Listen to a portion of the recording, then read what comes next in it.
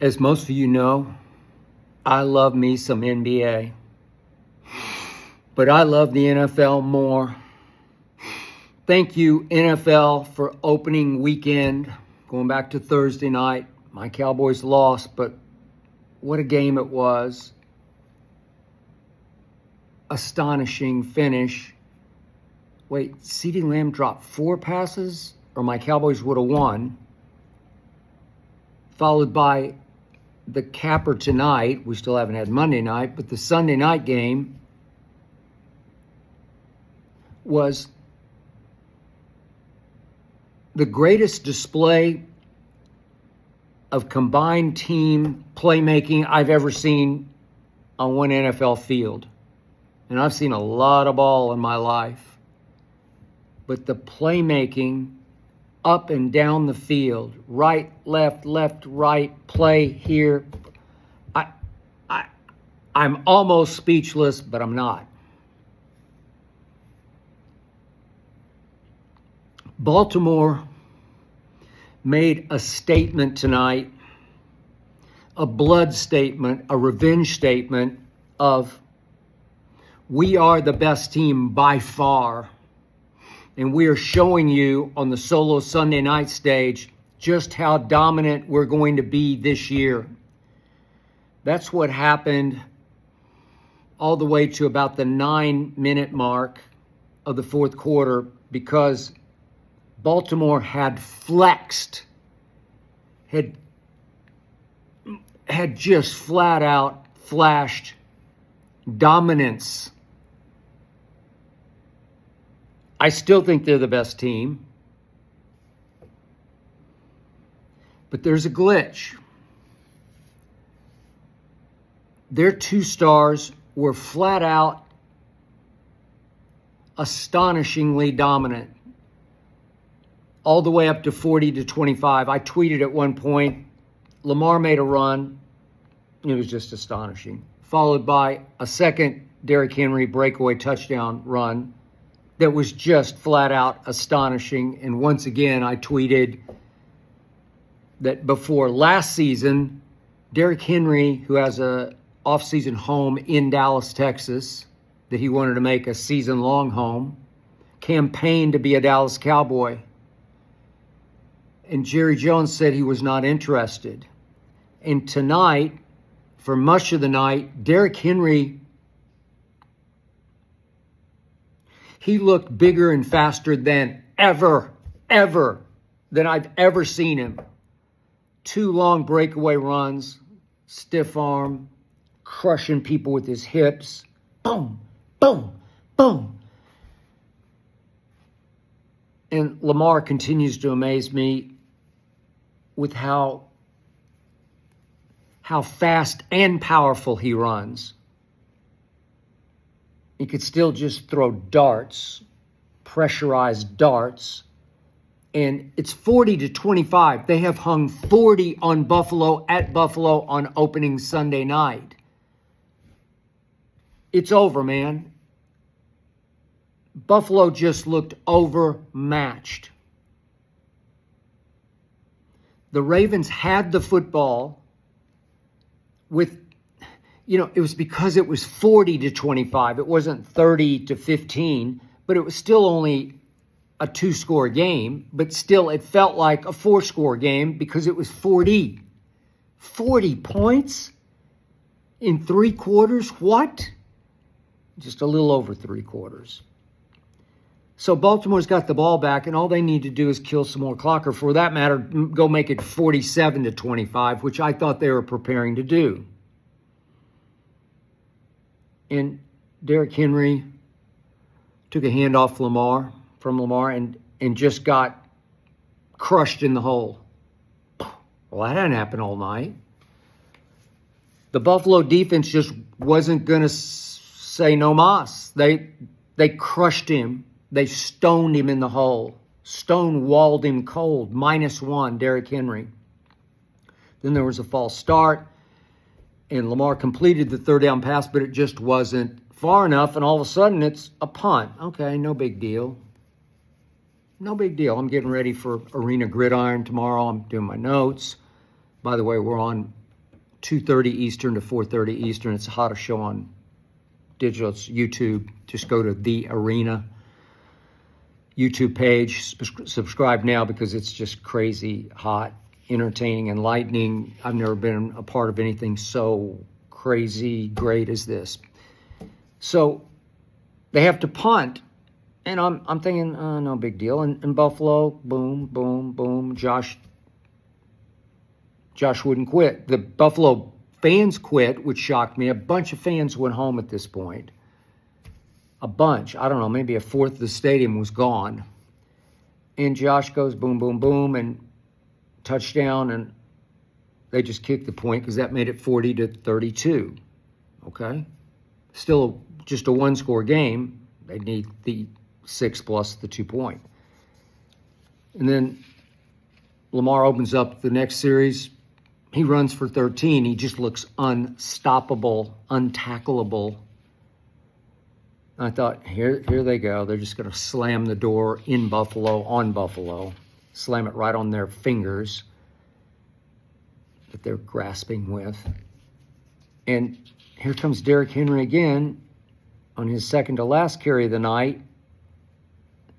Ed Oliver rocks him and strips him, dislodges the football. Now it's 3:10 left in the game, and he fumbles, and Buffalo recovers. And it's 1st and 10 at the Baltimore 30. Oh, what? Wait a second. I'm spinning, man. I'm trying to recalibrate. I'm trying to refocus on, wait. Buffalo has a chance to tie this game? That's what I thought. Are we looking at overtime? And you know the rest of the story. Buffalo goes down. Josh Allen was, look, just in the fourth quarter alone, Josh Allen went 16 of 21 for 251 yards. That's a game. That's a great game, at least a very good game. A lot of quarterbacks, I've been looking at all the stats, a lot of quarterbacks didn't do that for a whole game. Jared Goff sure didn't. Lord have mercy. At Green Bay, did he not look lost? And Josh Allen throws for 251 in the fourth, 16 to 21, 1 touchdown. He takes it over through 1 touchdown pass and scored 1 himself on a sneak. And now they're going for 2. And would you believe for the 3rd time in the game, they screw it up.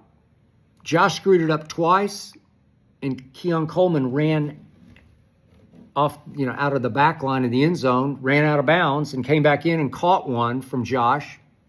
Ref said no. So they left 6 points on the field and still managed to win the game. And on the 2-point try to Keon Coleman, who's 6'4", Wiggins is 6'1", and Josh threw what I thought was a poor ball.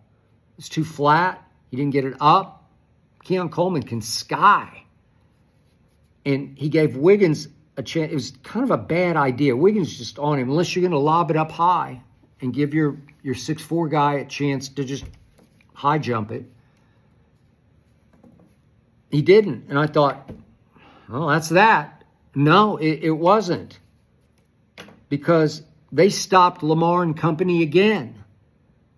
So there were 3 times in the fourth quarter where Lamar and Derrick Henry and all the above had chances to finish off their statement of we are the biggest, baddest, best team in pro football. And they got stifled and stymied in the fourth quarter 3 big times. 3 big times. Wow. And Buffalo's got the ball back, and Baltimore's defense can't stop Buffalo at all. So all the statement goes flying out into the Buffalo night, right out the stadium windows. It's already cold in Buffalo. Can you believe that? The calendar turns September and it just goes cold. I'm glad I live in Los Angeles. Whew. But the point is, here they come again, and Josh is just playing catch with his receivers. And I'm saying, Baltimore, where are you? Where's the pass rush? Where's any... Would you believe that Buffalo wound up for this game, and it didn't go to overtime, as you know by now? Baltimore had almost 500 yards. I'm sorry, Buffalo had almost 500 yards on Baltimore. A team that a lot of people think are going to win it all. I've got them getting to the AFC Championship game at home, and I got Joe Burrow beating Lamar because I just still don't trust Lamar in the biggest games, even at home, especially at home, against a Joe Burrow.